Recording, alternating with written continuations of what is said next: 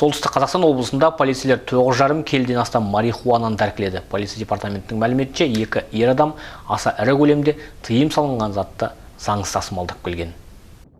Күдіктілер Мағжан Жұмабаев ауданының полицейлері мен ұлттық қауіпсіздік комитеті департаменті қызметкерлерінің жедел әрекеттерінің нәтижесінде ұсталды. Ұсталғандар 50 және 41 жастағы ер адамдар. Көлікті тексеру барысында белгісіз зат салынған, күдік тудырған түйіншектер анықталған.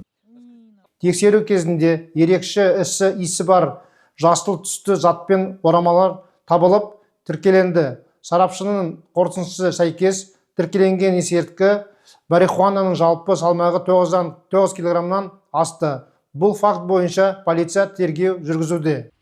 Қазіргі уақытта аталған дерек бойынша тергеу амалдары жүргізілуде. Полицейлердің айтуынша бұл өңірде есірткі қылмысына қарсы атқарылып жатқан жүйелі жұмыстардың бір бөлігі. Есірткі айналымына тосқауыл қою ішкі істер органдарының басым бағыттарының бірі. Жангелді Жамалиев полиция департаменті баспасөз қызметінің көмегімен әзірленді.